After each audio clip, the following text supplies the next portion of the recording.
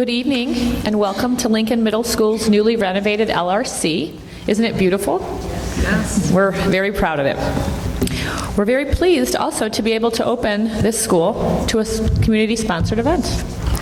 The Park Ridge League of Women's Voters and the Northwest Suburban Branch of the American Association of University Women, that is a mouthful, along with the CSBOs from District 64, Luann Kolstad, and District 207, Mary Kalu, have put together a very informative session tonight on all things finance. Thank you for coming out. We were informed a few days ago that the Bears are playing the Packers tonight, so we appreciate the fact that you left your TVs to come and learn instead of watch some football.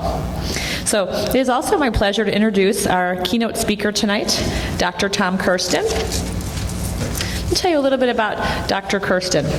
He is currently the Associate Professor Emeritus in Educational Leadership at Roosevelt University in Chicago.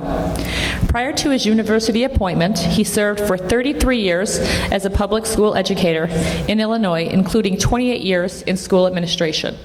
That deserves a round of applause. It's quite impressive.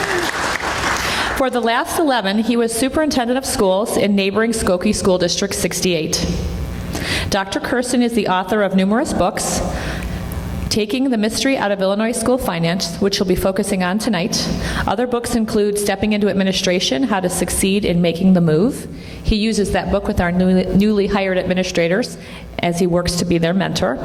He's also written a book called Personal Priorities in Schools Today. You would never know he's retired. He keeps himself very busy, and we're very pleased to have him here. Please help me welcome Dr. Tom Kirsten. Thank you, Lori. You know, reading those years, you make me feel really old standing up here. But I think with age comes a certain amount of wisdom and experience, which I think we kind of enjoy at this point. This is a beautiful gym. Beautiful library. It had a little bit of a feeling to it. And I was surprised when I came in to see something kind of this rich and nice here as one of the schools. Well, it's my pleasure tonight to be here. School finance is a topic that everybody's concerned about. I think if you read the newspapers today, you watch news, you can't get away from it. There's just always something going on in schools, in finance, and everything else in Illinois. So my focus tonight is going to be on the property tax bill. So for the most part, I'm going to be focusing on the parts of that. If you're like most people, graduate students I work with, or if I'm a guest speaker in a class or asked to speak with parents, and they look at their property tax bill, what's the first thing that they look at? Correct. You don't even have to answer it. They go right to the bottom line and compare their taxes from last year to this year to see how much they've gone up. And in most cases gone up, but not in all cases, some that go down. And I'm going to show you one bill tonight where something very bizarre happened, but I think you'll find it interesting in the explanation of how the property tax system works here, particularly in Cook County, because Cook County is an entity unto itself. For those that have lived here a long time, maybe never lived elsewhere, you'd find that every other county in Illinois deals with it a little bit differently.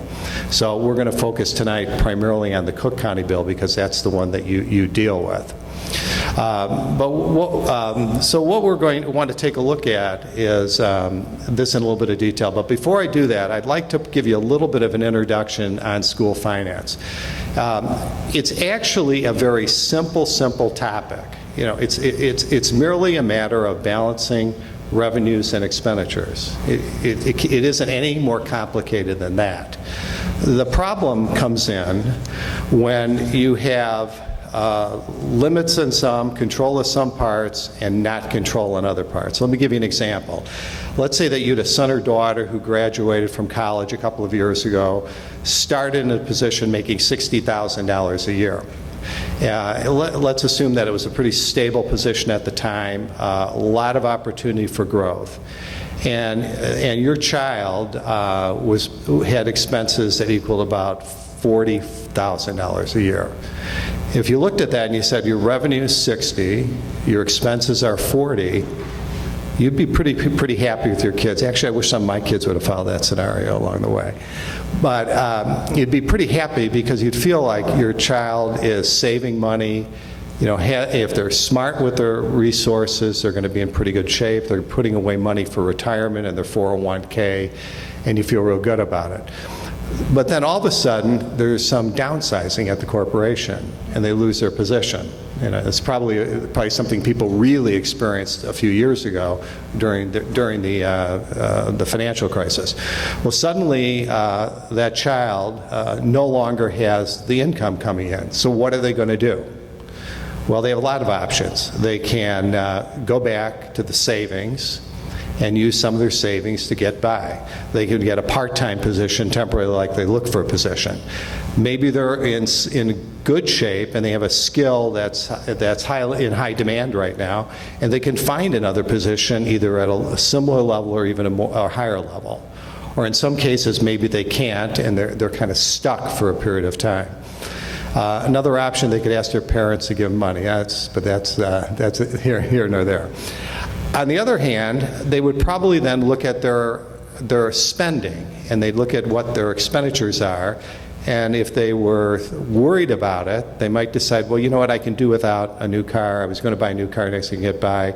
I don't have to go out as much for dinner. I can cut back and do a lot of things there. So an individual in that position has a lot of opportunities to affect both sides of the equation.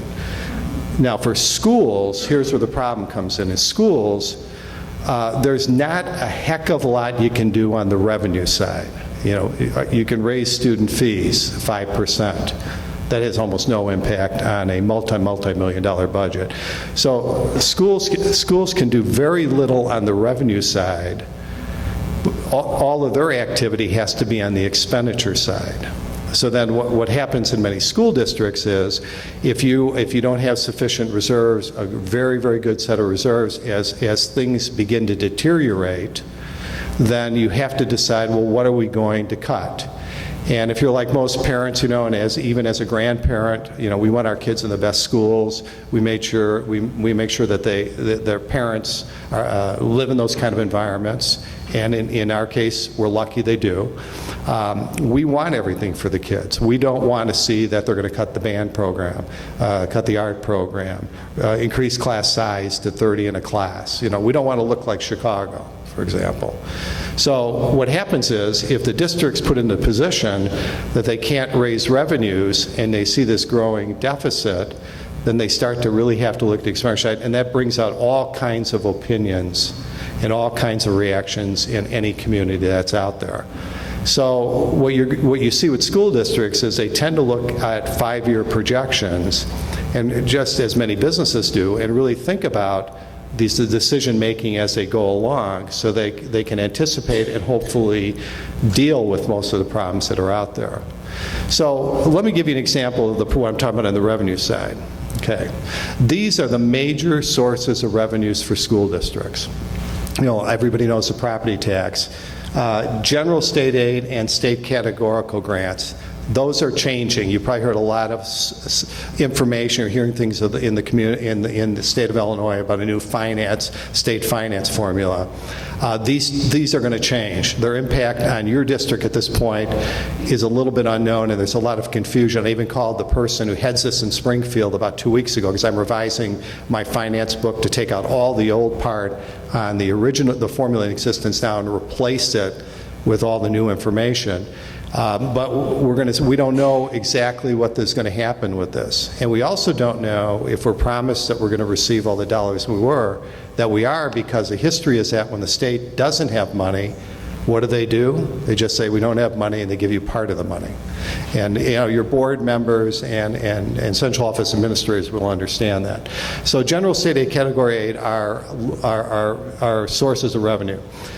Federal, I have no idea how much it affects your district, but it's usually a much more of a major source of revenue in low-income high poverty areas than they are in places like we live in. We have something called the poverty grant, and that is also going to be folded into this new formula, but it's a grant that gives a few dollars. I think it starts at, like, if you're about $355 per student. Again, it's at the whim of the state, so to speak. It's part of the state funding that comes away. There's not much can be done.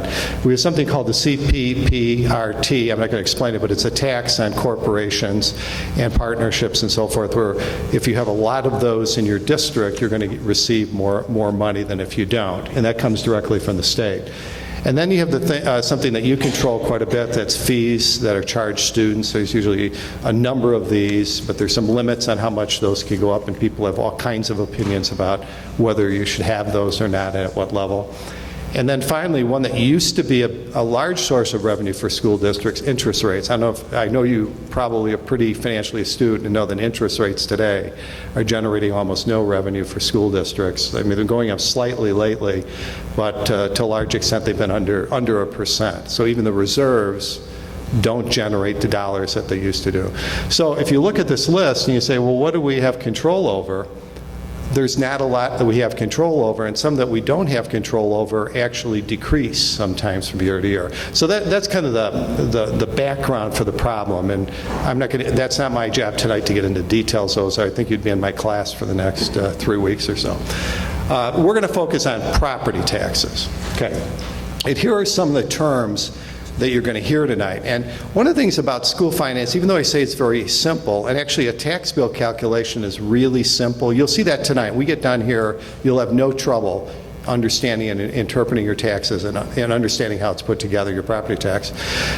What complicates it is the fact that we have all of these specialized terms, and we have this formula that looks super complex, but actually isn't complex, but it's made to seem that way. There was a bill I saw from Homer Township schools the other day when I worked with some people down there, and they actually had written a description in such a way that they repeated something that people couldn't even understand it. So, you know, one of the parts of the confusion lies in the area of what are the terms. So we're going to talk about some of these as we go through. Okay, so let's start with how property is assessed in general. A few years ago I did a study where I wanted to find out, I wanted to get at the root of how do the assessors go about doing their job. So part of the study, I interviewed 3 assessors, Cook County, Lake County, and DuPage County. And what I did is I met with them to try to get a better understanding of how they go about doing their assessments. And what I can tell you from that is that the primary way they do that is to look at sales in the area when they do the reassessments and look at what they're valued at and determine whether they're accurately assessed. That's the main process they go through. Now in Cook County, it's kind of interesting, different from the county. It's broken up into 3 parts. So one part is assessed one year, one another, and one the third year. And the idea being that in the years you're not assessed, your assessment stays the same, and in the third year it goes up. Well, what happens is, if it doesn't go up evenly with inflation for 3 years, then the third year it goes up dramatically. Every other county in the state, it goes up a little bit every year. And what we're going to find in finance in Cook County is there's all these things that are traditional that are so complicated nobody's ever going to change them unless something catastrophic happens. So you live with this idea of 2 years of flat assessments, 1 year then of a big increase. And the increases often don't necessarily mean your taxes are going to go up dramatically, because other factors influence that we'll look at. All right, so when property is assessed, we want to look at some of the, I wanted to point out some of the realities of it. Okay. And this is, I'm going to talk about Cook County here. Actual property assessments vary a lot. They vary dramatically. I think we've probably all known people who had either really high, really low, or relatives, and you wonder, why is your property assessed at that level? And a lot of times they've lived there forever. The assessment was done initially rather low. It didn't keep up, and it gets, I would say, out of whack, so to speak. So what we're going to see is, even though it's treated as an area that's equal, There are many unequal parts that bring it to the point where the law considers it equal, and we'll talk about that tonight. You have the option, of course, to appeal your property taxes. You know, we recently moved from Lake County 2 years ago to Cook, and I looked at the property tax bill, and my wife's in finance too, and it was too high. It was much higher than it should be, and I'm aware of that, and I'm aware of how to read the bill.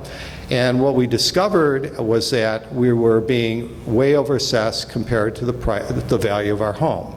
So we live just, believe it or not, about 3 blocks from the township assessor, so I marched myself over there with bill in hand, and they were very, very nice.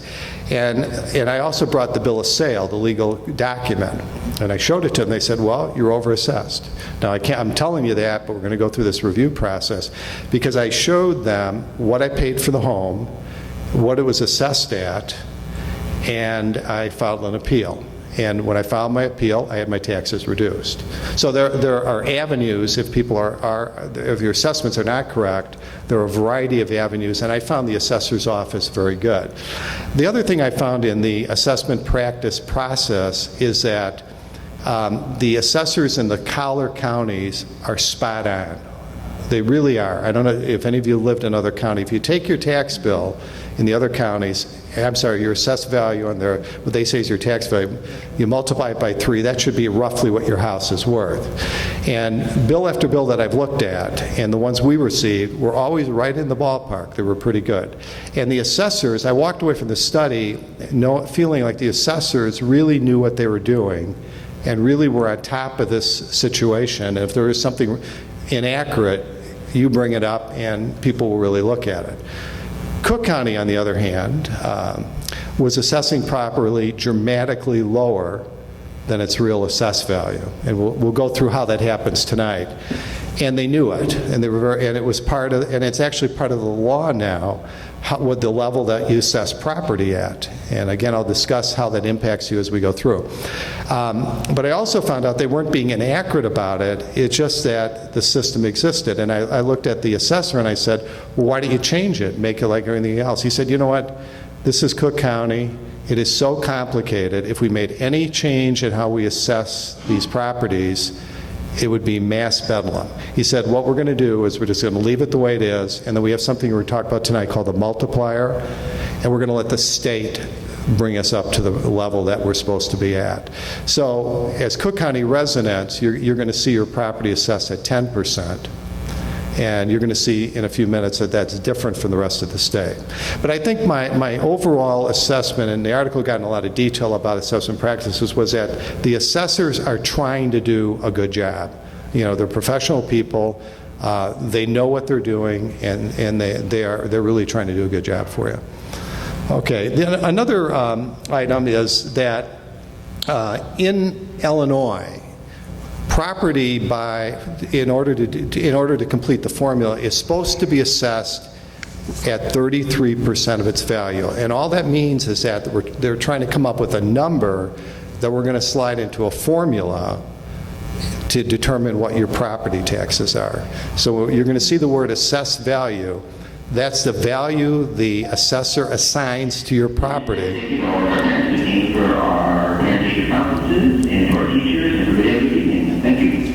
Okay, we love parent-teacher conferences, okay.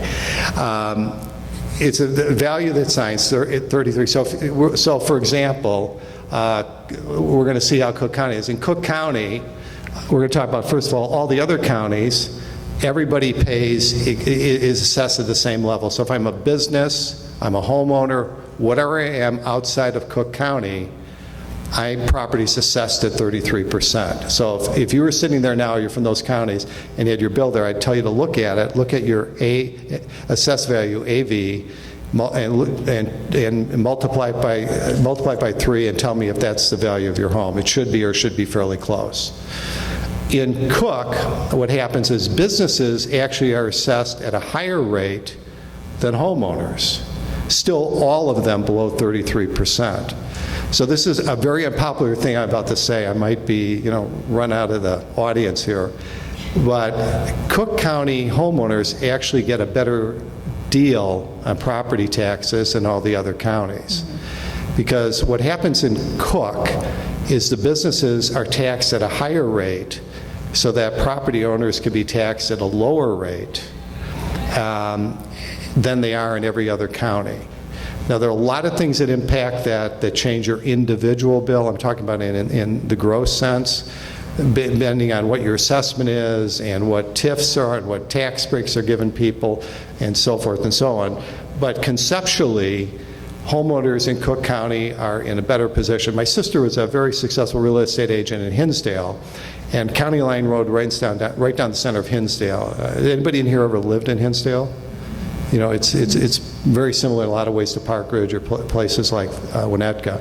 Well, anyhow, anybody who lived on the east side of Cook County Road, if you had the same value home, everything was held constant to the west side of it, your individual property tax bill would be substantially lower than on the other side because of this assessment practice. And she said people would love to come to her office and hoping to be in they're all buying expensive homes, being the expensive homes, they're on the Cook County side. Because as a homeowner, they were paying less in property taxes. So that's just a fact in the system. So the numbers are, here they are. The legal assessment levels are those. And those are the ones I just explained. However, the overall law says that even though you assess at 10 or 25%, when you look at all the property in the area, it should be averaging out somewhere around the 33%. So then the question is, well, how do you get Cook County property to be closer to the 33%? Well, what happens is we have this thing called the multiplier that comes in. The homeowners go up, but so do the businesses. And the business properties are often assessed higher than the 33%, while the homeowners are below after that's applied. So it's just a quirk of the Cook County system. Let's take a look at our first term, equalized assessed value. Now here's where it's going to come in. Let's say that the assessor has determined the value of your home, what the actual value of your home, and given it an assessment of 10% in Cook County.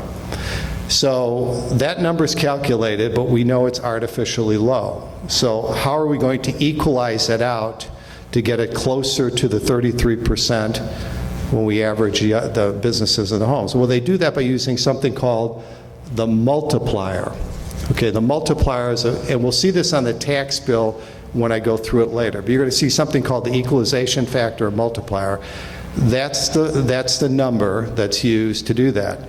If we look at most of the other counties every year, not always, sometimes they get a little underassessed, they always have a multiplier of 1.0. And if you're a math teacher, you know you multiply anything by 1, it's the same number. Cook County, we're seeing numbers, 2, 3.3, so forth. It depends from year. This is calculated every year. There's a different multiplier. And what that means is that the assessors have underassessed your property relative to what it should be overall by state law. So you're going to see this multiplier applied. And again, we're going to look at all this directly. So just to show you what it was for the current year that just passed, here's the multiplier that we received for the year. Look at what it is. Lake County 1.0, Cook 2.8. So that shows that the assessment levels in Cook are far lower than the other levels. Have any of you lived in one of these other counties I'm talking about? Like Lori, I know you do. Anybody else? Lori, how do your property taxes there compare? I don't want to figure, but compare to like if you were in Cook County? Yeah, a lot higher. So if you live... Yeah, we were in Lake County. We had a much higher tax bill. All tax bills feel high, but I mean, when you're there, you do feel the effect, you see the effect of that. Okay, so let's take a look at how it works. We'll start going down this road a little bit. Let's say that he had a home that was valued at $400,000. So by law, it should be assessed in Cook at 10% of its value. So the assessed value should be $40,000. Okay, for tax calculation purposes. All right, then you take, because it's so underassessed, the state has come in and assigned a county multiplier. It's a county-wide. Everybody in the county gets the same multiplier of 2.8032. Pretty simple, like second grade math. You multiply, 40,000 times 2.8032, and now your equalized assessed value, EAV, is 112,128. Why that number is important, that's the first number in the formula to calculate your taxes. It's called the EAV, and you get there by taking your assessed value and multiplying it by your multiplier. And you're going to see this actually laid right out on the bill I'm going to show you tonight, right in order, and you'll understand what it is. Okay, let me show you how this might play out if I had two different counties in working. And this doesn't represent any specific property. I'm just using some constants. So let's say you owned a home that was valued, or business and a home valued at $600,000. What would it look like in the two areas? Well, in Cook, your equalized assessed value would be 20 times 200,000, 200,000, Lake County 200,000, which is a third, times 1, 200,000 in value. So your equalized assessed value would be 200,000. In Lake, the same number would be for the business. Now look what happens in Cook. The homeowner goes up to 168, but the business goes up to 420. Because they originally assessed at different levels. So when I'm talking about the fact that the homeowner in Cook tends to have lower taxes compared to other counties, it's because the way the assessment system is designed and how it works. Okay, again, these are not, and again, remembering that there are all kinds of things that come in and impact individual property taxes. Okay, how are property taxes actually calculated? Now let's do a calculation. All right, here's that really complicated formula on the bill that confuses everybody. Definitely no more than third grade math. I taught, English at the language arts reading at the junior high level, so I don't know it's taught any longer at second or third grade. This in Park Ridge just may be taught at first grade for all I know at this point, with the curriculum being accelerated. Anyhow, what happens is, once on your bill, once you calculate the equalized assessed value, you divide it by 100, and you multiply it by the tax rate. It's as simple as that, and that gives you your tax bill. So somebody says to me, well, why do you divide by 100? And I asked the assessor that, and they said, I don't know. We have no idea. They've always done it that way. We're always going to, and I can't explain it to you. So we said, that's just the way it works. So that it's kind of odd, but that's what you hear when you go into it. This stuff has been around forever, and there's probably a rationale for it. But the bottom line is that's how every county does it in the state. You take the equalized assessed value, divide by 100, and multiply it by the tax rate. So what is that? Here's the numbers. Let me do another scenario for you. So let's say that we have gone through the process of calculating the equalized assessed value. We've figured it out, added the multiplier and everything.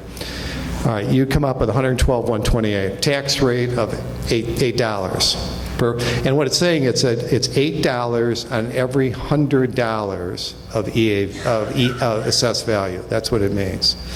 So in this case, we have equalized assessed value. We have 112 divided by 100. We get 1,121.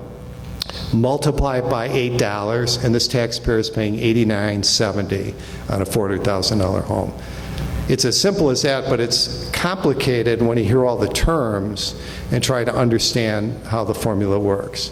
I bet if we put this in a second grade class here in the district later in the year, the kids could do this easily, and they'd be like, well, what's the problem with this thing? But yet, how often have you ever looked at your tax bill and walked through and understood what each piece meant? Probably not often unless you're really into it. However, that isn't really your tax bill at that point. There's other factors that now come into play. And one of them is that the state has decided through legislation to implement a series of exemptions. Exemptions are ways to lower your tax bill. And this is where the political process, I think, comes in. People pass things, they do things to affect taxes.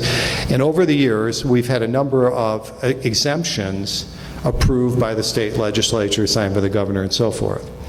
So here are the main, I put the main 5 up here. If you want to go to the state, to the Illinois Department of Revenue website, you can get all the other ones. There are a number of other minor ones that probably won't affect too many of you, but we'll talk about these. And I'm sure the district will make this information available to you if anybody wants it. We'll make sure you have it.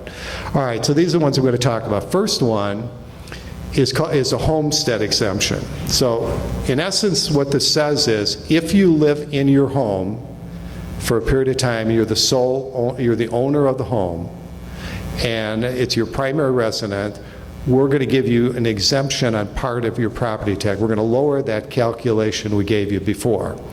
There's also an exception as part of this that if you were actually a renter or leasee and you're responsible for the taxes, there's a way for you also to get the exemption. It's pretty unusual. Most people aren't familiar with that. Again, if you ever had a question on this, go to your township office, township assessor's office. They're the ones that handle that. So this is the first one. So you're going to see a lot of bills you're going to see. Most people have it. Now here's one of the things I found when I moved in our house. Is because the gentleman that was living there was in assisted living, he hadn't lived there anymore, they had dropped the homeowner assessment from our bill. And so we weren't getting it.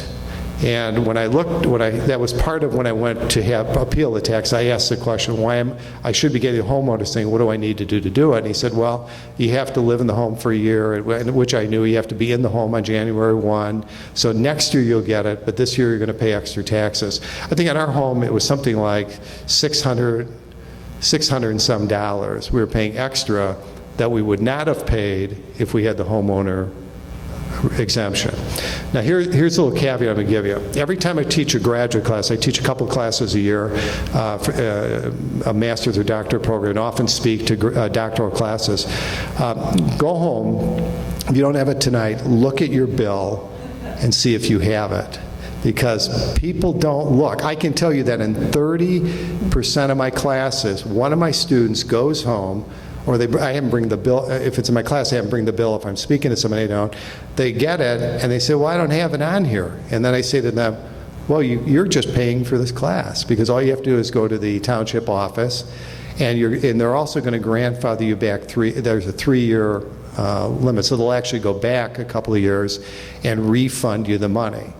In fact, one of my former superintendent friends showed me a bill who was more of a curriculum person, and she did not have this on her bill. And I pointed out to her, so even if you're in education, even if you're an administrator, that doesn't mean you always understand property taxes, do you? So I want you to go home tonight, and if anybody has any of these exemption bill, if you'd let the district know, I'd love to know there was somebody in here that this was a really valuable night for. That's what I'm going to say. Another exemption is the senior homestead exemption. So this is, as I've discovered, I think this is about the only, next to grandkids, this is the only advantage to becoming 65, I've decided, is to earn the homestead senior exemption. And all it is if you're 65 years, someone in your house, homeowner, is 65 years or older, you qualify. And you go to the township office, you complete some documents, you submit your evidence, and an exemption like this, I think in our home, this exemption's a little over $400. So right there, a homestead exemption and this, it's over $1,000 reduction in property taxes from my exemptions. So again, go home, make sure that you have this on here. What I found with a number of students in my classes is they're not that old, but they went out and checked their parents' bill, and you'd be surprised how many parents didn't know about this or never took advantage of it for years and could have been saving tax dollars that they're entitled to. This is all something that you're entitled to under the law. The next one is a tougher standard. This is a reduction in the EAV. They actually reduce the EAV based on your income. So if your family income is $55,000 or less, Yeah, 55,000. You go to the township office, you provide evidence, and you will receive a reduction in your EAV tied to your income level. So again, senior citizens who are living on Social Security and some other things, this may be something you might be missing out there. This particular one you have to redocument every year, but it's definitely something you want to check into. Disabled persons, so if you're disabled, somebody at home, there's an opportunity for that, and so forth. Another one that I think, as I drive through Park Ridge and have lived in the area for years, we see a lot of people doing additions to their homes, renovation work, adding decks, putting in patios, doing work out there.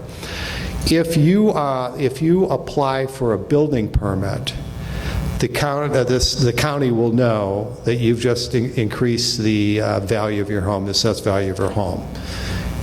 So what happens is when that process occurs, your assessed value is going to go up.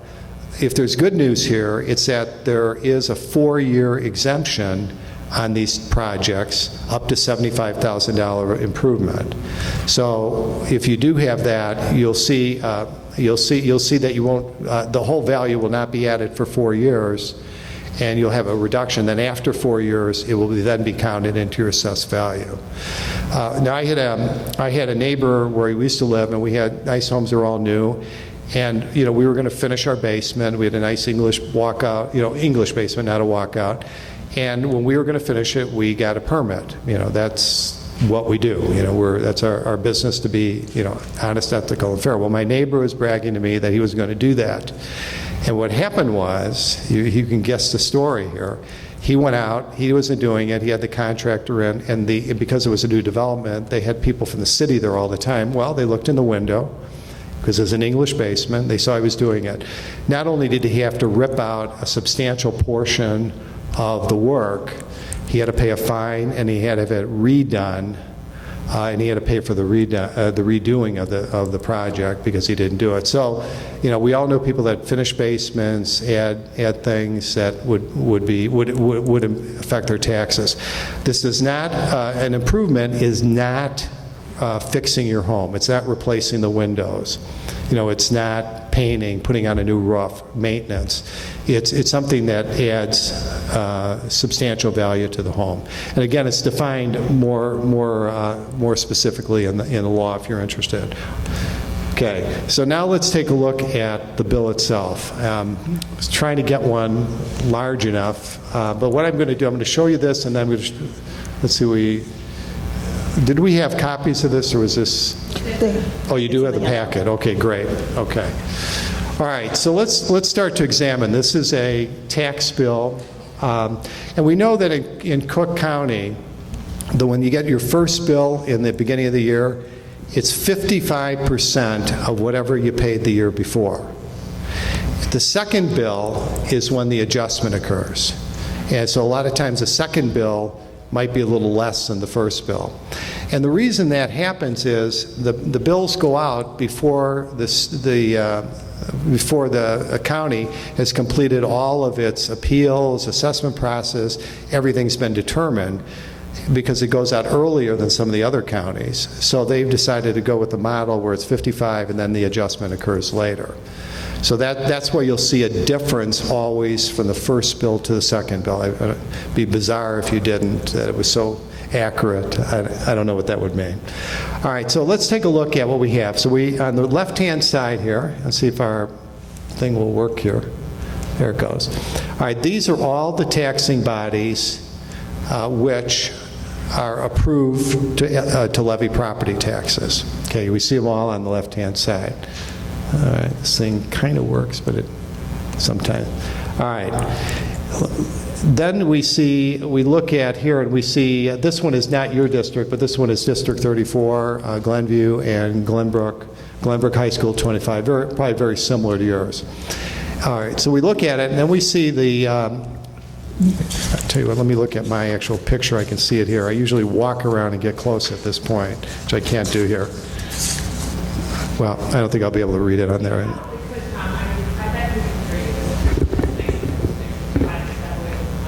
All right, you think you can hear me well enough? We'll try. Does it record? Kind of low talking, so I'll try to pick it up. But Does it record? anyhow, let's take a look at the bill. So on the left-hand side, you have the tax for this year, the tax, and what every taxing body receives getting up to that point. Then you have the tax rate. And I'm going to explain in a minute that the tax rate is really not an important figure to worry about in Illinois now because of the tax cap. You know, the tax rate it used to be very important because when you have a referendum, you'd establish a tax rate maximum that would be applied against the assessed value. Nowadays, the tax rate is only saying if a district on its extension, the difference between a levy and extension, a levy is what your board asks for in the end of December. The extension's what it actually receives. But it has to ask for the money before it even has any idea of what it's going to get. So the boards, by good practice, will always ask for more than they think, and they'll be advised by their administration. But they're only going to receive what they're entitled to by law. That's how it works. It works like that throughout the state. So what we have here, as we look at our bill, is our tax rate is calculated based upon how much the taxing body is going to receive, how much property you have out there, so what rate do we need to get that assessed value to equal the amount they're going to receive. So if you're going to get $10 million in property taxes to your school district, and you have this hundreds of millions of dollars of property, what rate do I need against that property to get my $10 million? So that number will vary. It can go up, it can go down. And we're going to see tonight on one of the bills that the actual property taxes went up, but the rate went down. And that's a function of what I'm just talking about. So what we have here is we've got the taxes here, tax rate, and then we have the 15 taxes here. So in this particular property, you see it was taxed at 15,382, and then went up to 15,727. So really, it went up about $450 in 1 year. That's the actual increase. All right. So how do you get to that? How do you get to that? Well, let's look at this is the tax calculator we're talking about down here. This property was assessed at its property value was $770,000 and $10. We apply the 10% figure. So what happens is you take this home was 770 times, what they're saying is that property would have been worth that, would sell for that. And I can tell you that this property, that's about what it was sold for. Because I know the owner got this bill from the front. So that home, when they purchased that home for about that amount of money. So the process says, well, you take 10% of that and cook, and you get $77,000. So now we've got the first figure, the assessed value. Now we have to get to the EAV. So what do? Well, we see the state equalizer coming in, or what I call a multiplier. And again, what we do is we see that multiplier is 2.8032. So what's happening is you've got this number, you divide it by 100, you multiply it by this, and you come up with your property taxes. Simple as that. If the multiplier goes down or up, it has a big impact. All right. Then what happens is so that would say that this house should pay $16,287. That's with the formula. However, the homeowner here has a homeowner's exemption. So in Cook, they calculate that and they said, well, that's worth $528. So now they deduct $528. This person was 65 and over. Well, they get the senior exemption, another $377. So these two dollar amounts are deducted from what the property tax bill is. And lo and behold, the final tax of this house was $15,382. And then we see that the person had paid half of last year's, $8,049. So the second half is the remainder, the difference between that number and the 15. It's as simple as that. That's how you read a tax bill. Now, what you're going to find, and this is kind of interesting, it's something to maybe think about as you go through it. In Illinois, property taxes are never popular, right? In fact, it's a vote tonight. How many people think property taxes are great and we love them? We're probably not going to get a high number. But what happens for schools, there's a couple things operating here. First, schools, as we saw before, depend on property taxes as number one source of revenue. And they become very undependent on the state. We've looked at the history of that. I'm sure the business managers will comment on this. It's pretty common for the state to say, well, we should have been funding this forever. We haven't put a cent in it in 20 years. You're seeing that with that whole pension discussion. You're hearing them say, well, we don't have enough money, so we're going to cut back on state aid to 89%. That was a common number, 87%. So if you were entitled to that, you're only going to get that. The advantage to property taxes are twofold. One is if they're property tax, we got a way to do it. We're recording it. Do I want this recorded? I don't know. Okay. So there are a couple advantages or positive to property taxes that I would like to just point out to you. One is when you actually assess them, no politician in the state can take them away from you. No political struggle, nothing. They go directly to the school district. There's no political interference. And that's a big item because a school district can count on that revenue coming, and they can plan and they can look at what they do. If they want to raise that in any way, they have to come to you as taxpayers, and you have to say yes. You have control of that. I like to use the example of our students. Well, what do you pay, how much control do you have on all the taxes assessed on your Comcast bill, the electric company? You think, well, you don't even know what they are. Well, this is one tax you know what it is because you see it. You know who to go to. You go to your school board, district administration. And the other thing, it's the largest part of your bill. But one advantage is that it does pay for the schools. The second advantage is all the money comes directly to help your community and your kids. That's a big thing. It doesn't go to any other community. It goes right to here. So whether you think it's the right amount or you don't like property taxes in general, whatever, from a school viewpoint, it's a good source of revenue because we can keep the good schools really operating. The problem we have in the state, of course, as you hear, is that there are these huge inequities and that other places are not able to provide an adequate education because they don't have the property tax base. That's a whole nother huge debate you're going to hear going on. I think for myself, our grandkids, we want our grandkids to have what they have, and we're willing to pay a lot of times more in taxes for that because we know it's going to go directly to our class sizes, to our new libraries, the things that our kids are going to benefit from. And that's something you have to personally kind of wrestle with because I know there'll be people that are very much against it. But I'll tell you this, I've never seen money go down to the state with a promise that it's going to come back.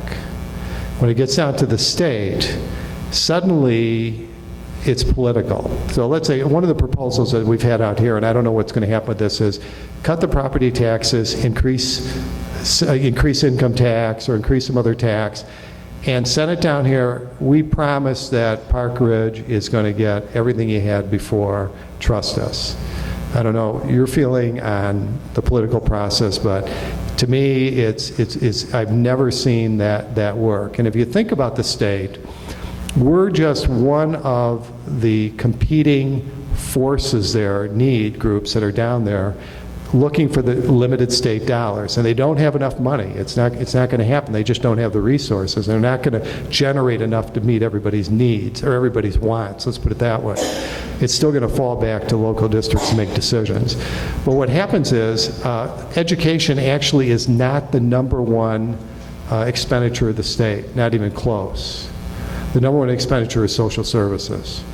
There's so many programs. So if you ever look at the state budget, you'd be surprised. A lot of people think the state number one funding priority is ed. It's not. There's so many demands down there from different groups. So I think we want to be cautious when we hear some of these programs, try to understand, well, what would be the impact on us if this changed, that changed, and I think that's where your administrative specialists in the district can be articulate on it. So you have to kind of keep a little bit of a broader perspective sometimes on property taxes and say. Now, one of the other questions is property tax assessments have been going down, although now I think in some places they're starting to go up or level off. my value, why aren't my property taxes going, why aren't my overall property taxes going down? Well, they're not. So how does this happen? What happens with it? Let me try to explain that a little bit. And I'm going to show you another tax bill up here. Let me turn around this.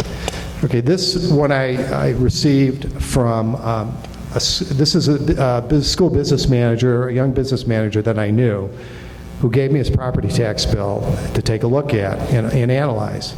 And this is really something. If you look at it, there we go. All right, it's a few years old, but it was during the height of the downturn. Okay, in 2010, he paid $4,800 in property taxes on his property. The year before, he had paid $6,018. You're all saying, boy, I wish my property tax would go down $2,000 in 1 year. And he said, well, how can that happen? How does this happen? Whoops. Well, in this year, what happened here, a couple of things. Number one, this was a reassessment year. And in the section of Cook County where his property's taxes were reassessed, the businesses received a higher increase in their assessed value than did the residents. And so in other words, what happened is his stayed fairly level, and we could look at the numbers up there, but just fairly level, where a lot of the businesses had been underassessed, so they received much higher assessments. So what happened is, because that was a primary factor, because the proportion of the overall assessed value that the homeowner had was lower than the businesses had to pay more of whatever the taxing bodies were due. So in this case, for example, if the school district is getting $10 million, before the businesses would pay less and the homeowner would pay more, but because his level was lower and they were higher, they had to pay more of that $10 million to the district than did the homeowners. So you're going to see these aberrations sometime where things change. And I think in his case too, where he was living, they also reevaluated some of the values of the homes there and actually reduced his assessment because he was overassessed. So you do see these quirks, and they're related to the whole concept of the taxing body is entitled to this amount of money. We have these pieces of property. Whatever your proportion is of the overall property, you're going to pay that proportion of the taxes to the district. So, for example, let's say that your neighbor gets a tax reduction. What does that do to you? It raises your taxes because their assessed value has gone down, and even if yours hasn't changed, you now own a bigger proportion than the other. It might be a very minuscule change, but it's this concept of that if a business property gets a big reduction, its assessed value. Let's say they appeal their taxes and they get dramatic reduction as a corporation. What is that going to do to your taxes? It's going to raise them. Because now your proportion is higher as a homeowner because the business got a large reduction. And how it gets adjusted is it's in the tax rate. So once they determine what's the assessed value, okay, now what tax rate do we need? And we're going to apply it on whatever value that property is. The only time where it doesn't, where this wouldn't work is some districts in this area, there have been some, there is a state maximum tax rate that you can never go over. So let's say that you were entitled, there were reductions in all the assessments, and your rate was going up, up, up. When the district hit the maximum, they could not get any more. They would not get the money that they were entitled to because the county is not going to raise the rate beyond the state maximum. And what happened is when the session was going on and properties were being devalued, the poorer school districts that didn't have commercial property and had fairly high tax rates already hit that ceiling, and they were suddenly affected and did not get even the minimum amount that the state allowed them to get every year. So that's part of the complexity of the system. So I'm going to get to maybe the comments, questions relative to this. You're doing that via cards? Oh, at the end. So I've been told I can answer that to the end. Maybe our business manager will do it. Well, I hope I've been able to shed some light on how to read a bill, what the parts are, some of the issues. Because I know Park Ridge is a great community. I've lived in this area a long time. It's got a great reputation. And, you want to keep your school strong and do everything you can for your kids. Thanks very much for your time.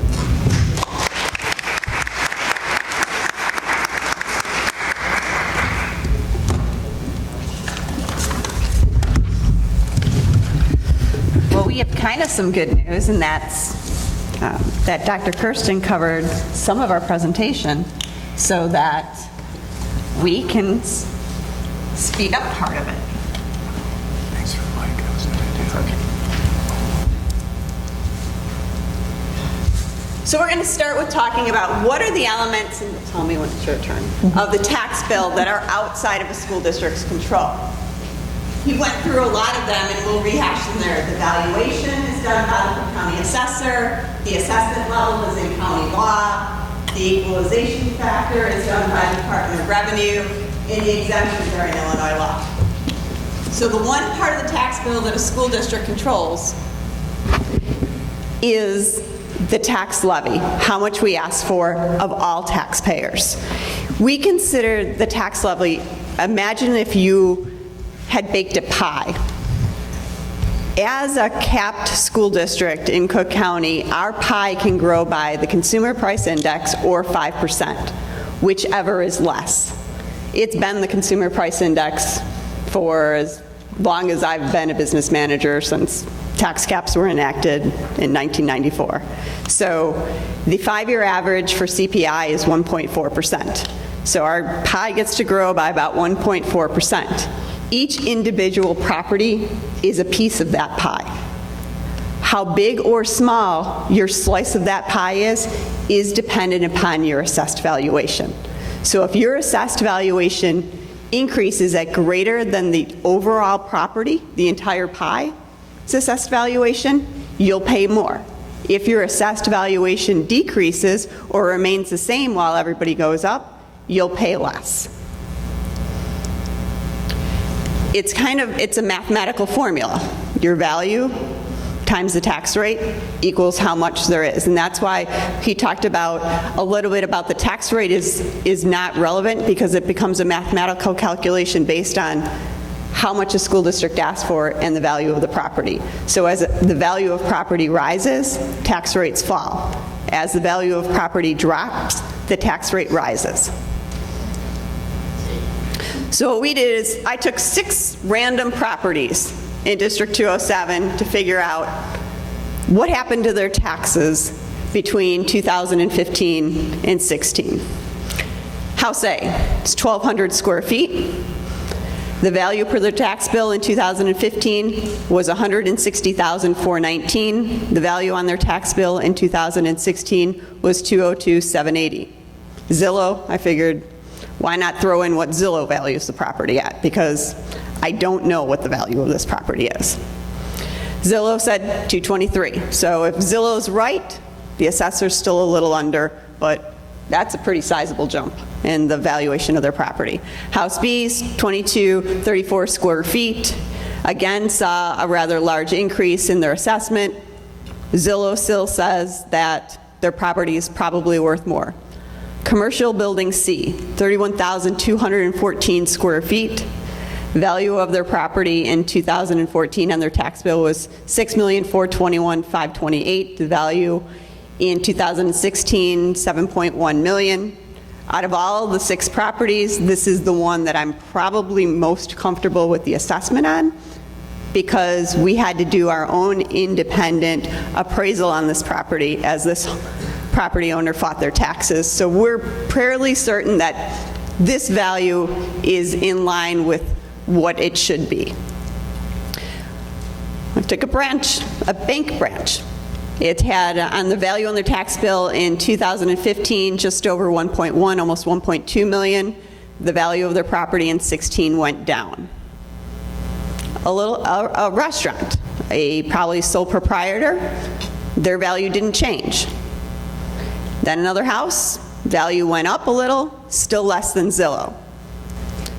So as we compare the value of these properties, what happened to their EAV versus what happened to the district? Overall in the district, our EAV increased just about 17%. So you can see those properties whose equalized assessed valuations increased more than the school districts probably are going to end up paying a little bit, their slice of the pie got a little bit bigger. Somebody's was just about the same. Their probably slice of the pie stayed the same. And we had two where their assessments were lower, so their slice of the pie probably got a little bit smaller. Here's what the increase in taxes were. The district got 1.4%. House A paid about 17% more in taxes. House B, about 14% more. That office complex, about 1.4%. That restaurant, it dipped down to about 8% less in taxes. That bank branch, almost a 20% drop in their taxes. And this is just to District 207. So this is not their overall tax bill, this is just what they paid to us. And that House C paid about 5% more in taxes. And this is kind of an illustration of, we understand why people go, if I'm House A and school district says, I can't explain to you why your tax bill went up 17%, we only got 1.4% more money. But the only thing I always tell them is if your slice of the pie increased more than that 1.4% that we received in new money, somebody's slice of the pie had to get smaller. These properties, these 6 properties, I picked at random. I knew some people who lived in our community and owned houses. The 3 commercial properties, I picked the property out and then went on the assessor's website and got all the tax bill information. Just randomly picked them. And now 64 will talk a little bit about their taxes.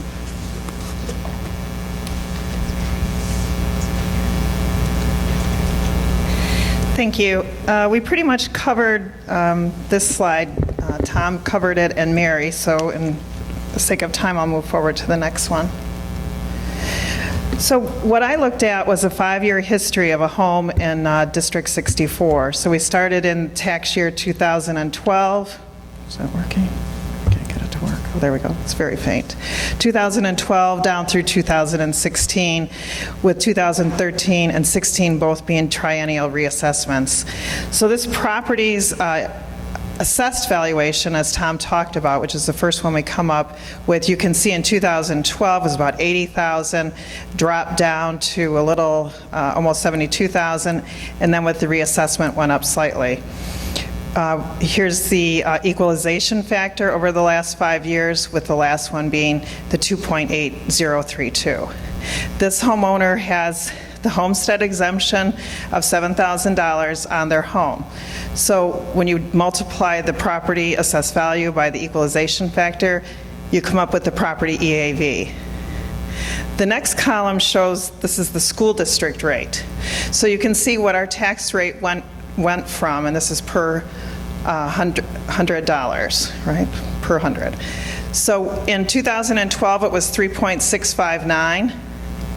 Here, the house value started to drop. The tax rate had gone up to 4.572. In 14, it went up even higher. And in 15, our tax rate went up, but their taxes actually went down a little. So I went and looked to see, I'm just starting my 3rd year in the district, so I just wanted to look back and see what had happened. And we were paying off the Emerson bonds to build the middle school. And so the rate on the taxes for the bonds, which we do not set, the county clerk sets, actually went up in the 2015 school year as we were starting to pay off more of those bonds. So you can see how the homeowners' taxes went from the $8,000 and then started to climb with as the EAV of all the properties in the area were dropping. And then here was where we had the bonds payment. And then in 2016, when we did the reassessment, their taxes actually dropped. So the reason their taxes dropped is, one, our rate went down to 4.040 because the EAV in the district went up 19.45%. So the property in their home only went up 5.96%. Go to the next slide. I want to go to the next slide here.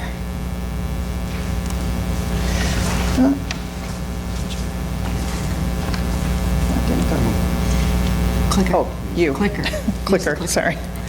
Of course.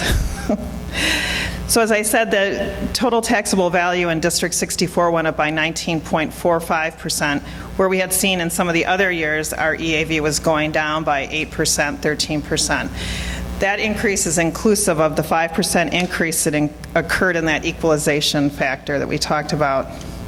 So if a homeowner's EAV increases by more than 19.45%, that homeowner will pay a larger burden of the tax bill to all taxing bodies. If the homeowner's EAV was less than the 19.45, they're going to pay a smaller burden of the tax bill to all the taxing bodies. So, and another thing to think about is if other residents successfully protest their reassessment, like Tom did, and like many of us do, they're going to pay less of the tax burden. However, that tax burden will be shifted to the remaining taxpayers. The pie doesn't, as Mary said, get any smaller, it simply gets reallocated. What happened? There it goes. Magic. So I worked with the individual down at the Cook County Clerk's office on getting some information on 3 different properties within our district. These 3 properties started out prior to the reassessment with their AV being very similar. So these are 3 different homes with pretty much an equal AV. And when they were reassessed, the first one had a 10% increase in their EAV, and with the exemption, so their EAV went to $203,000. The second home went up 19.45%, so that's pretty much equal to what the EAV went up in the district. So their EAV went to $221,000. This one went up 30%, which is considerably higher than what the EAV in the district went up. So their EAV went up to $240,000. So when you look at this, you can see that the individual whose EAV only went up 10% is paying a smaller burden of the taxes, and theirs actually went down. Their property tax went down this year. The individual with the 19.45, theirs is at about 0.79%, and the CPI in this year we used was 0.8%, so that makes sense why it would go up about this much. The individual with the 30% increase in EAV actually saw a 9.69% increase in their taxes.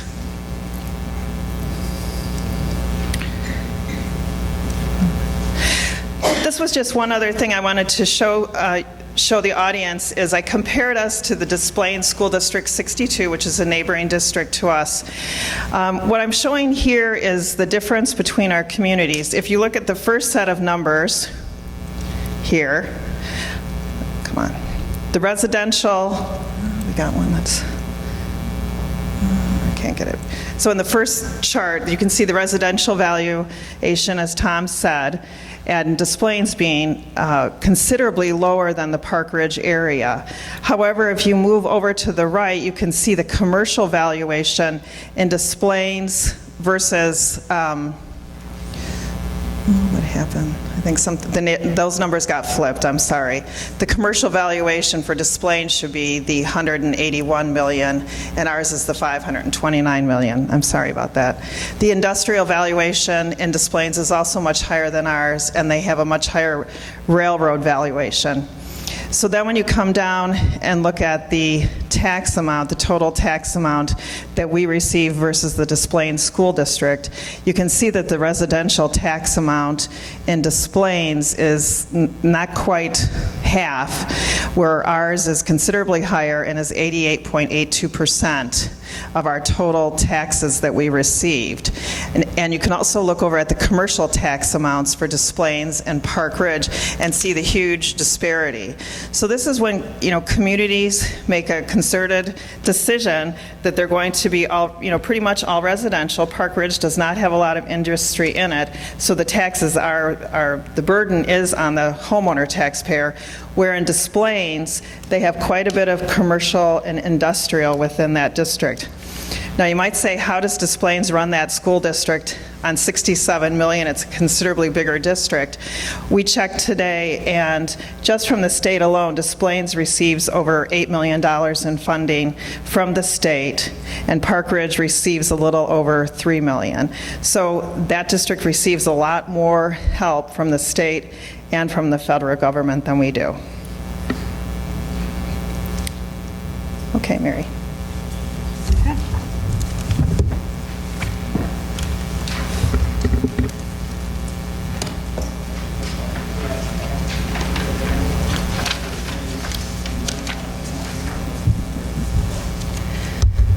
All right, now, if your head hasn't started to hurt yet, we're going to talk a little bit about what we know and what we think we know about the new school funding reform and the impact on the school districts. And I'll say what we think we know is because I'm sure the state is going to spend the better part of the next year writing the regulations for this new law. Whoops. So at the core of the evidence-based model is finding a way to support and provide an adequate education for all students pre-K through 12. It provides additional resources for low-income students and English language learners. It acknowledges that there is a variance between what a local district has the local ability to pay through property taxes. It was to provide a stable, sustainable system that strives to get all districts to an adequate level of funding. When we talked about this at the beginning, we talked about it as the minimum amount of funding a student should have in the state of Illinois. All districts, they said, were going to be held harmless. Whatever your 2017 state payments were going to be, you would continue to receive that. Those that were over adequacy, you would simply not get any more state money than you got in 2017. All new dollars would go to those neediest school districts to get them up to that adequacy level. All school districts are treated the same. And I say, except Chicago, because in their 2017 number, they had a $200 million block grant that nobody had.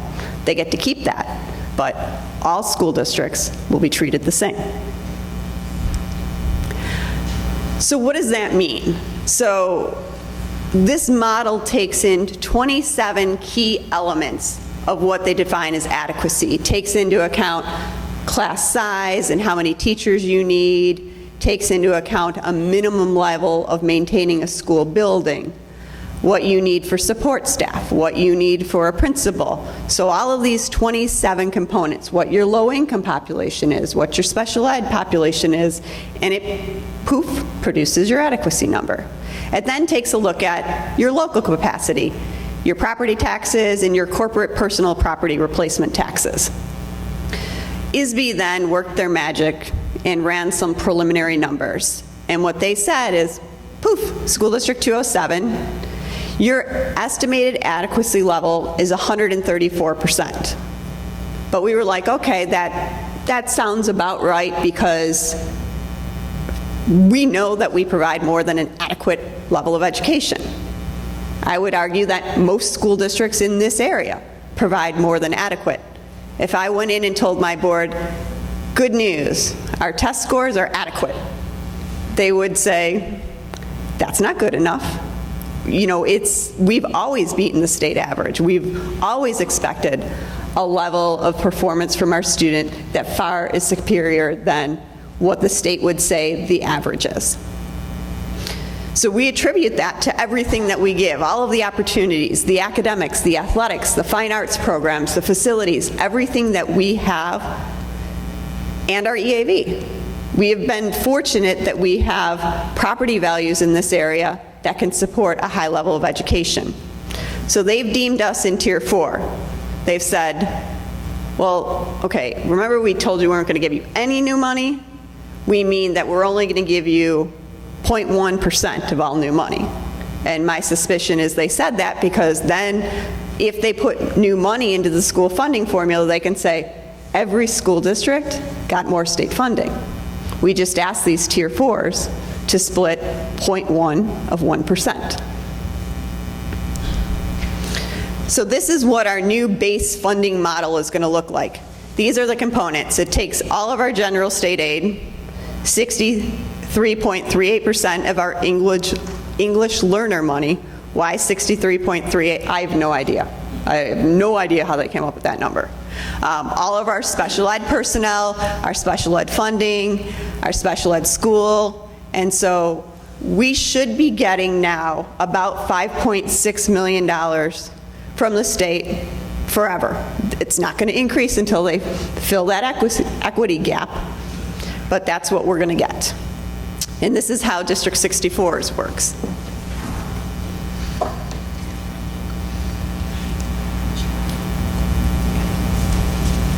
So District 64, very much like Maine 207, although we only cover a much smaller area than Maine covers, they cover a much larger area than we do. The state said that our estimated adequacy level is 140%. So we are also considered in Tier 4, as is Maine 207, and will receive, the initial estimate I saw is that we may receive up to $10,000 extra dollars, but that has not been verified. So our state funding for this year that we're expecting is our general state aid. We did not, in the calculations, have anything in there for English learners, and we do have a growing population of English learners within our district, and so we're investigating this omission because that will help translate our adequacy level. The one thing is that when these, as Mary said, are preliminary numbers, they will be sending that to the superintendent when they're getting ready to look at final numbers, and then we will review all of the numbers, as will Mary's district, to make sure they're accurate before we send it back to the state. Okay, Mary. Sure.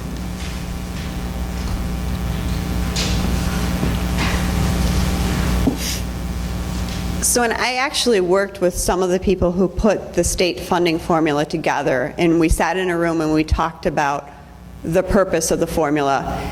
And really, it was to take those school districts that were being underfunded and try and raise them up.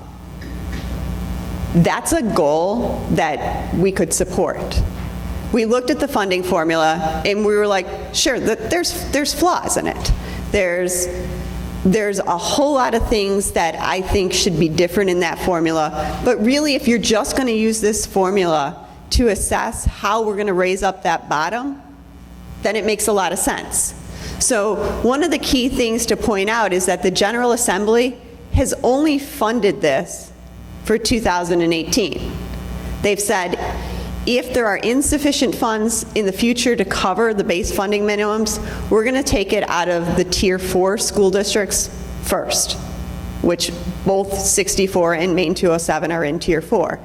I kind of suspect that they will fund at least the base level, because that means, and you'll understand a little bit more, it means they're not going to put any new money into the formula to help raise those school districts that are below the adequacy level.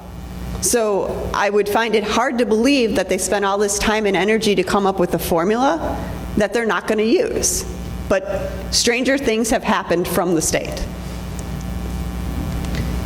So they also said, you know, we submit so many reports to the state. So the one thing that they said is going to be new is that we're going to have to submit a new spending plan to figure out how this state revenue is going to account for the three groups that they really put specialized money in: English language learners, special education students, and low-income students. Two of those three are fairly easy to track the dollars. We know what we spend on special education. It's mandated. It has separate codes. We know what we spend on ELL because there are separate ELL programs. Low income will get a little bit trickier because at least at 207, if you're struggling in an academic area and need a support, we give you that support whether you're low income or not low income. We don't track dollars we spend simply on low-income students. We're going to have to now figure out a way to do that, somehow track the numbers in each classes and do some formulas. But they've also said now we're going to add these data points, the final adequacy, the local capacity, real receipts, all on the school report card, so it's in one place.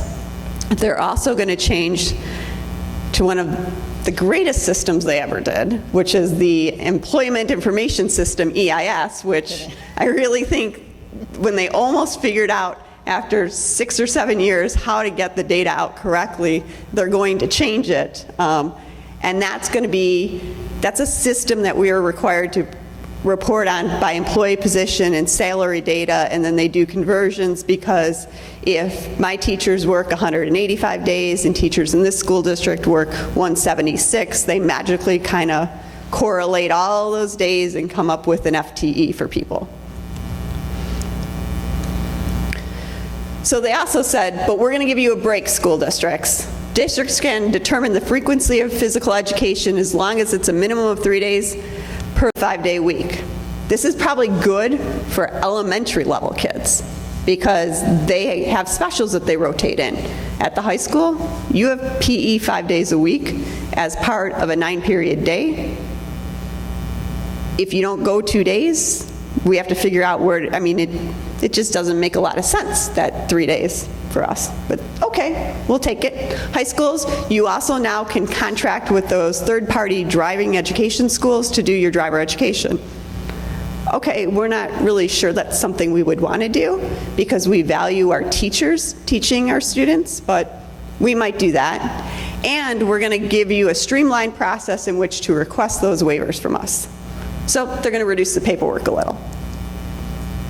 Now they've also put in, at the very last minute, something that allows, if 10% of the voters in a school district with an adequacy target of greater than 110%, they can form a petition and then put a referendum on the ballot for the tax rate of for educational purposes, which they haven't defined if that's the total tax rate, the educational fund tax rate, to go down by up to 10%. And they can, or let's say you were at 113, they couldn't ask for all 10%, they could ask for the difference between what your adequacy target is and 110%.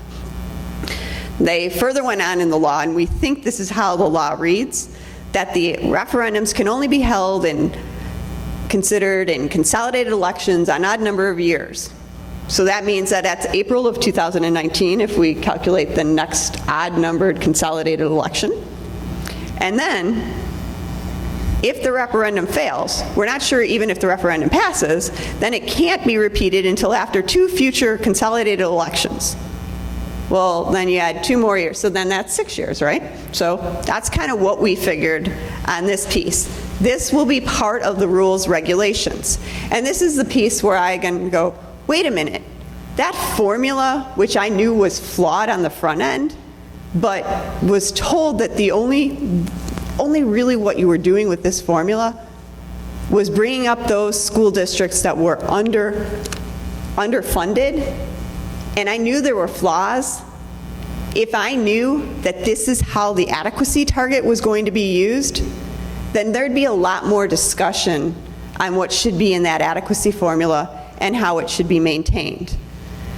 A lot of the numbers are driven off of state averages. It's going to be interesting to know that now as they put money into those school districts that are under the state average, how is that going to creep up? What is adequacy going to look like in 5 years if they start to fill this adequacy gap?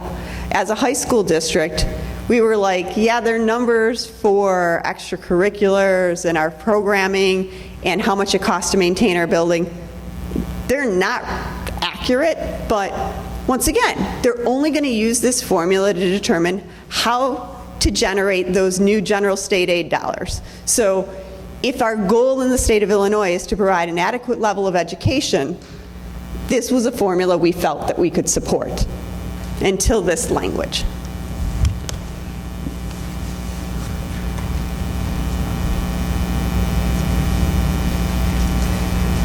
So if you came tonight and you're a Bears fan, I will let you know that you should be happy that you came. I got a message on my watch that the high school team should replace the Bears.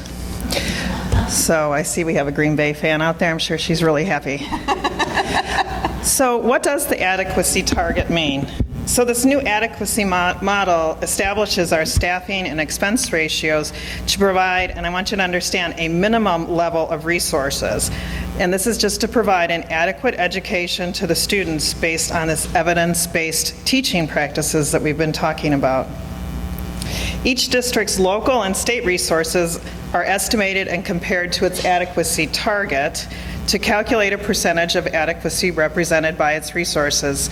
So Mary and I had told you we're both in the 4th tier with ours.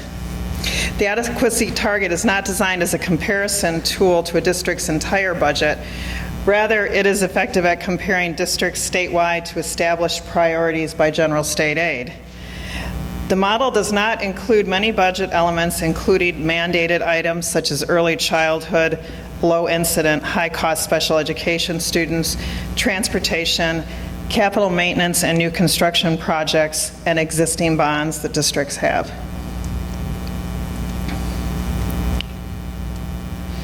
So this is pretty small on here, so you have a handout so you can look at it. So it's important to note that this will provide a minimum education requirements for adequacy if you're at 110%.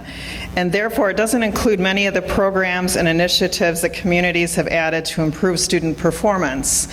So, you know, if we look at kind of this list in D64 and 207, you can say, yes, we have that one-to-one instructional technology. Yes, we have the early childhood.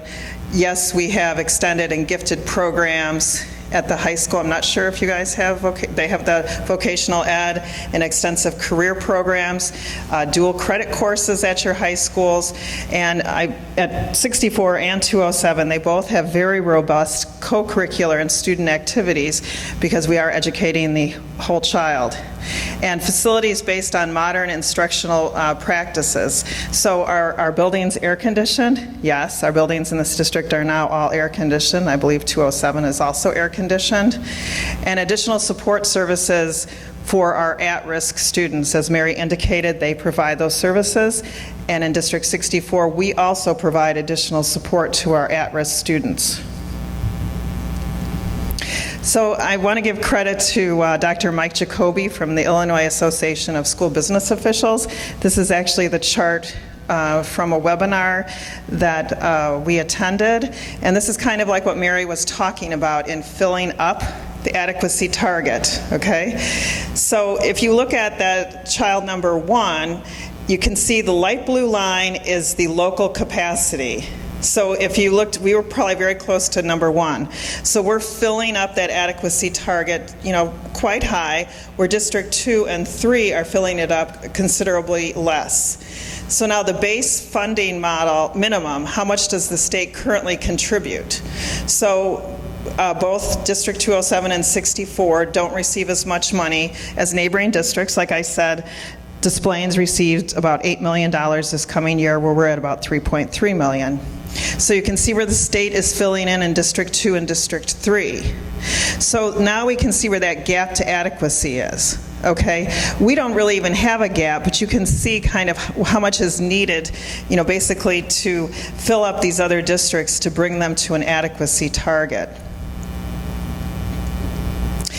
This is a great map that Bernadette and I found today, and I give Dr. Jacoby also. This is his map. So if you look on the map, you can see that districts in metropolitan Chicago counties are basically all over the 100% adequacy target. So it's not just us and 207, it's many of our surrounding school districts in this area.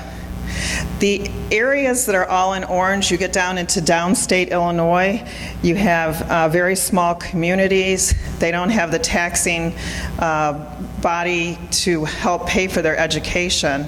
Many of these districts are in severe trouble. So this is really helping out those districts that are probably south of I-80. Mary?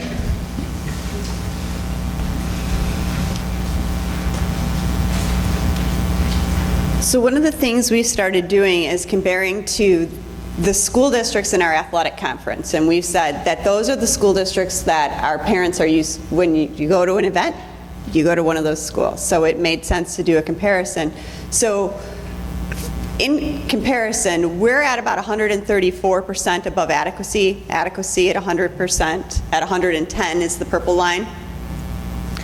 Every one of the high school districts in our athletic conference is above us in terms of adequacy. That doesn't surprise me. It doesn't surprise me that all high school districts in this area, just about, are above 110% adequacy because they're comprehensive high school districts. What we provide in a program is more than an adequate minimal education. So I think this just gives you our relative comparison to our surrounding high school districts.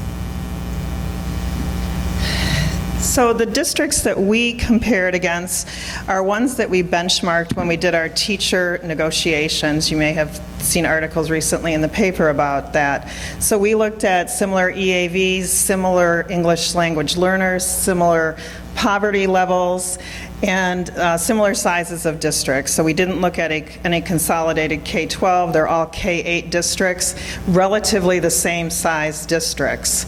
And what's interesting to note is our adequacy is at about 140, and some of these other districts that people thought were considerably richer than our district, their adequacy levels are actually lower than ours. So like Libertyville 70, Glenview 34 is lower, and that is Arlington Heights District 25. So this is kind of where we compare in terms of adequacy percentages with districts that we benchmark against. So as Mary indicated, the state is beginning to pay the base funding due to our districts. We'll receive it in 22 equal payments this year. And the one thing to note is that we, and I don't know how much Mary is owed, but we're owed about $800,000 still from last year. $2 million. $2 million. So the state has been radio silent on letting us know when they're going to distribute the remaining money from last year, the categorical grants and transportation that is still owed to us.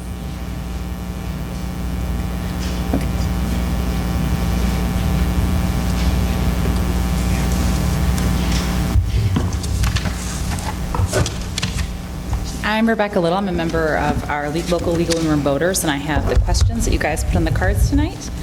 Okay, so the first one I have is, how does a school district budget a year ahead when the EAVs or the county haven't determined their part of it yet? I'll take this for 207. You use your historical averages. I mean, because you're limited to the property tax cap, that's the key number that you're kind of guessing on and if you, like for us, we just use the 5-year and 10-year average. So we say, well, if we think it's going to be about 1.4%. In years when it's 0.8, we're obviously our forecast is and our budget is a little bit off because of that. But we know that if the EAV rises, the tax rate will fall and we'll still get roughly that CPI number. So in District 64, we're slightly smaller than 207. We typically look at historical numbers. So we've been lately using 1.1%. So we used to use about 1.5, but then as CPIs have decreased, we've gone down to 1%. We also can budget, and Mary is the same, because we have things called labor contracts. So we negotiated a new contract last year. We know what those salaries are going to be for individuals for the next 4 years. So we do enrollment projections, so we know what are, based on, we use cohort survival. I'm not sure what you use, Mary. Well, we've gone through a flat enrollment period, so we're I think the most we've gone up or down is 100 students, and when you're at 6,300 students, another 100 across 3 buildings is not that much at a high school level. Well, we've got a growing enrollment, Mary, and they're coming. Okay, we'll take them. Yeah. So we look at our enrollment, and then the business office and the human resources department look at that and look at our staffing needs for next year. So we know if we're going to need to go up or down in staffing, and if you look at our budgets, over 80% of our budgets are labor and salaries and benefits, so that's a big chunk of our budget. So that's really how we start to put it together, even though we don't have our final numbers. Okay, this one is, explain why school districts ask for the maximum 5% each year, knowing they will only get the CPI, which has been around 1 to 1.5% for years. Well, I'll speak for 207. 207 does not ask for 5%. 207 uses the CPI, which is when you do your tax levy is known because it's the CPI from the last December. It then does an historical estimate on new growth, new property, because you're allowed to capture that new property number on top of whatever the CPI number is. That number you do not know, and because we do not know it, then we multiply that number by 2 in case we're wrong, in case there's more new growth than we anticipated or historically there has been, and then we levy for that. That total new growth is probably less than 0.5%. So whatever CPI is plus 0.5% for new growth is what we ask for. We've never asked for 5% since I've been in the district, and this is my 8th year. We always, however, file what's called truth in taxation. So we publish in the paper that as if we were going to ask for 5%, because if you raise your tax levy more than 5%, you're required to publish that information in the paper and hold a public hearing. We think it's a good idea, even though you're not asking for 5%, to let the taxpayers know what you're asking for and give them a public hearing opportunity to come and talk to the district. And we're very similar. Ours is right around 5%. And as Mary indicated, it's so that we capture all of the new growth. However, at the end of the day, we're only going to receive the money that we're legally entitled to. So even if we ask for 4%, if we're only legally entitled to 0.7% plus, a very small factor for new growth, that is the only money we're actually going to receive. And we also do the truth in taxation hearing. Our board wants to be transparent like 207, so we have it even though we're not asking for more than 5%. How does the Illinois system compare to other states? Is there another state that is doing it better than we are, or are they all uniquely problematic? Let you take that one, Tom. Well, that's not an easy one to answer because I'm not an expert on the other states. What I would tell you from the things that I read is everybody's struggling in some way. And, it's very difficult to fund public education on tax dollars. It's just really hard to do. So everybody comes up with their own formula and way of doing it. You hear a lot about Illinois being ranked low, and I think there was a commercial on TV for when the governor's running, how are we ranked in the bottom in terms of state funding. Well, that is correct. That's the amount of money there, but we might rank high in the area of property taxes. So when you start to pull out one individual factor and you don't look at the total tax effect, it's difficult. A lot of many of the states, every state I know, is struggling to come up with adequate funding for all their public services, not just public education. And I don't know, as long as I can remember. And I'll add that Illinois is unique in the fact that we have many local school districts. Most other states are done on a countywide basis. So my vote is I like the way Illinois is doing it better because I can't imagine what a Cook County school district, consolidated school district would look like. I think that there are pros and cons. I mean, imagine a school district the size of Cook County. Imagine the level of bureaucracy. Then they do satellite component little things, sub-districts in it because it's too big. Because a lot of the other states, a person working in, let's say, the central office in my position, it takes them more than a day's drive to the two ends of their school district. So they're never getting into the schools and taking a look at it. They have to then sub-zone them. So I guess, in that respect, Illinois is very different, but as Dr. Kirsten said, every school system is struggling to come up with what is the right state funding formula, what does it look like, and how can we fund it? Okay, there's a couple questions about the new law here. So under the new model, districts would only have a revenue decrease if EAVs went down since state funding won't increase?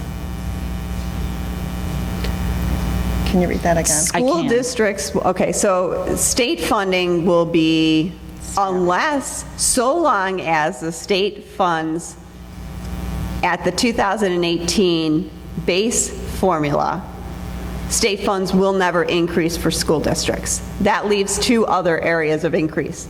Federal, so there's always a chance that federal revenue could increase. It's not likely. It's $3 million for District 207. It's been fairly flat for the last several years if you get a 1% increase, and then that leaves the local.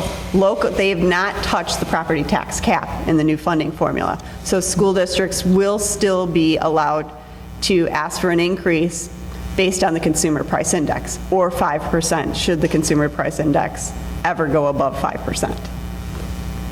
Okay. The diagram, the SB 1947 diagram shows 3 examples with various gaps to adequacy. Is the goal an equal spending per student for every district in Illinois? The goal is to reach an adequacy level in every school in Illinois. So in Park Ridge, right, we're at 140% right now, that's preliminary, but we provide a certain level of education. So, you know, when I look at it, you know, we're providing this level of education, and adequacy may be only getting up to here, because remember, Lori's back there doing this. Remember when we talked about the different programs that adequacy is not taking into account? So people move to Park Ridge. I think one of the main reasons is for the school and the education that the students are receiving. If we drop down to the adequacy level, some of the things that Tom talked about is what's going to happen. You have to start cutting co-curricular, band, you know, different gifted programs, because we would only have the funds to provide an adequate education. So for schools whose funding is greater than 100%, do we risk losing any federal or state funding? You risk losing state funding if they don't fund at the base funding model formula. And you may not know this yet, but what will be the impact in per student spending over the next 5 years of the new formula? Oh, that, we don't know. I mean, we don't know what, well, per student spending, the formula is a revenue formula. So should state funding decrease dramatically, or the state do some other things? And by some other things, I primarily think, since they haven't fixed the pension problem, that somehow that's going to come back into play. Primarily, perhaps asking school districts to fund that. So simultaneously not having flat state revenue and then passing what would be a multi-million-dollar additional expenditure onto us. At that point, we would have to reduce because we couldn't absorb that. Okay, this one is, what type of school board oversight should be in place, like finance committees or volunteer accountants? I can start there. It really depends on your school district. So I've worked in different districts, some where we had separate finance and building and grounds committees, so we didn't operate as a committee of the whole. That was small committees of 2 board members and myself and the superintendent, and they reviewed everything in real depth. So we met separate, and then when we met with the board, we would discuss it but not go into such great depth. This district chooses to operate as a committee of the whole, meaning the information, all the board members are hearing exactly the same information that anyone else is hearing. Mary and I both have backgrounds in accounting. I also have a CPA working for me, and we are audited every year. Both of us go through audits of our books to make sure that everything we're doing is correct in terms of what's required by the state. Our school district, so we were a committee of a whole. Several years ago, we moved to individual committees because an individual committee meeting can go 3 or 4 hours on some very certain topics, and I'm not sure that the full board would be up for an 8 or 9 hour meeting once a month. So our board members back there going, what's 3 a.m. and get up for work the next day? It won't be a problem. So I think the other piece of it is that we put in financial controls. So we've got quarterly updates. So I think you have to determine how do you, once you pass your budget, then how do you know that your budget is performing, that you're performing at the level of your budget? It's kind of difficult to do, but ours always is, well, depends on what the state does with revenue, how the revenue side works. Everything else, here it is. And what we'll do is, the message my board gets from me is I will always try and operate plus or minus 3%. We call that in the paint. I like to be within 1%. Now, I'm kind of, I mean, I've been doing this for a long time, 20 some odd years. So it's easier probably for me to get into that zone because it's what I know. And and if I'm not in that zone, the board knows that I know exactly why. And it's like I can say, we're going to be over here, and this is why it was unforeseen. A couple of years ago, we had a chiller building fail. So our choices were, oh, I'm sorry, it's unbudgeted, but we're not going to have air conditioning for the next year, or get the chiller fixed before summer. So we chose to fix the chiller before summer, and that was $1 million expenditure that we did not have budgeted. So we obviously went over budgeted, but the board knew we're over budget because we spent $1 million on that chiller, which was an unbudgeted item. Okay, we're almost done. This one is, could you please explain the stipend system, and does part of the collected stipend become part of the teacher's salary the following year? So I can start because this has been a topic of conversation with our board. So the districts, both 64 and 207, have labor agreements for our teachers and for other employment groups within our district. We have stipends that are negotiated into the contract, which means that because they're negotiated into the contract, the teachers are entitled to apply for those positions and receive those stipends. We cannot just decide that we're not going to offer the stipends. There are some that are not filled, but for the most part, if it's in the contract, then they're entitled to apply for those stipends. And at the high school, we use stipends for things that it's extra work. Right. Like the football coach. We would like to think maybe they'd all coach for free, but the reality is they're putting in an additional probably 15 to 20 hours a week, so they get a stipend, which don't ever ask them to figure out what that stipend is on an hourly basis, because they get really, we don't like to look at it that way because it's not a big number when you spread it out over the number of hours that they work, but it's to compensate them for the additional work that they are doing outside of the teaching day. And ours is the same. It's anything that's outside of their normal teaching day or time, if they're giving up their lunch, or if they're coaching a sport or holding a club, it's all for the kids within our district. Did you want to comment on whether it's part of their ongoing salary or not? Oh, no, ours is not. I mean, it is if you get the stipend as long as you continue to do that duty. So if you're the head football coach this year and next year, we're going to pay you both years. If you stop coaching football, you don't get the stipend because we give it to whoever's coaching football. That works the same in our district. Okay, so the last question. Are there any tips for school districts to save money, and are there any examples of particularly well-performing districts? I'm going to use 207. I am going to use 207 because, I think that we are a well-performing district. If I were to show you our operating expense per pupil against that list of high school districts, I would tell you that on average, we spend probably $25 million less a year than those school districts. We spend $60 million less than some of those school districts.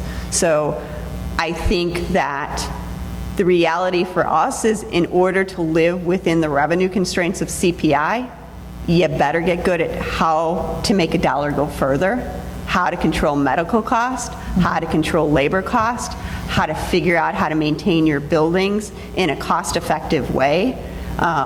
There is never probably a week or a day that goes by that we're not looking at how we perform and trying to figure out how we can save more money, whether that's bidding something that we haven't bid before, whether that's trying to figure out how, now that LED lights are finally coming down, maybe retrofitting LED lights and saving electrical cost.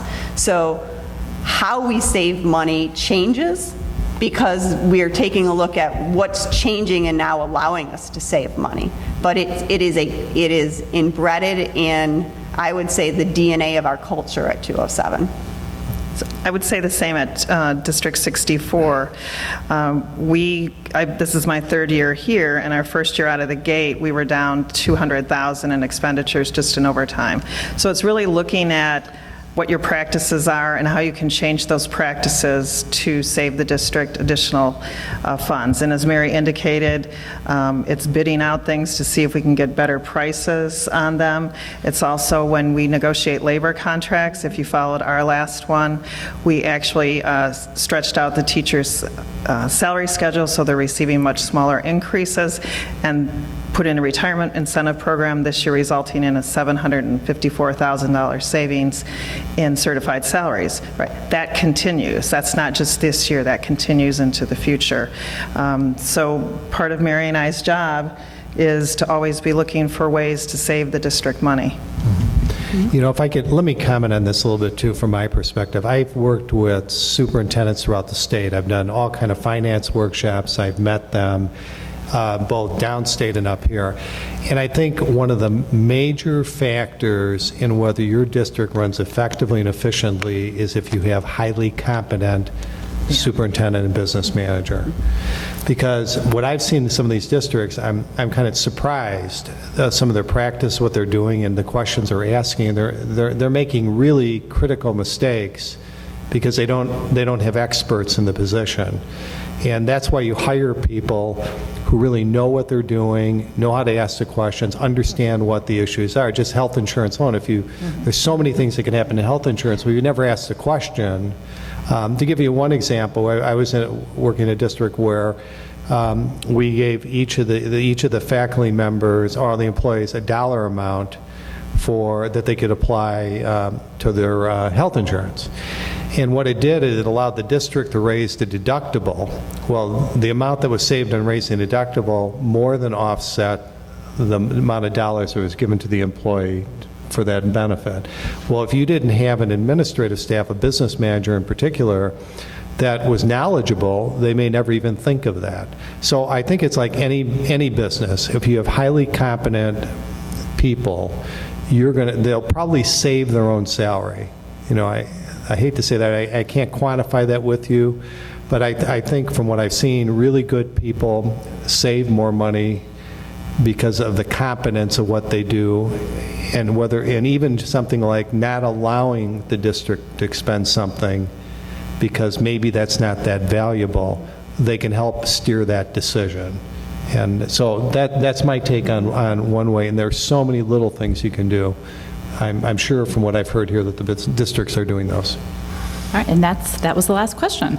So thank you so much, everyone, for coming, and to all the panelists for these presentations. That was a ton of work. Thank you so much. And for District 64 for hosting in this beautiful new space.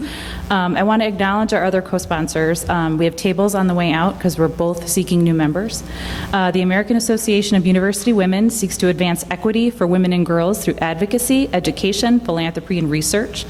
And one of the things that they advocate for is equitable funding for quality public education for all students. The League of Women Voters is a nonpartisan political organization that encourages informed participation in government, works to increase understanding of major policy issues, and influences public policy through education and advocacy. We're really trying to grow our Park Ridge League, so please consider joining, and membership is open to anyone, even if you're not a woman. So lastly, we'd like to say we want to start putting these voter information events together from time to time. So if you have ideas for something else that you'd want to know more about, or something that's local, county, state, stop at the table and let us know. We'll see what we can do. So thank you so much to the panel, and good night. Thank you.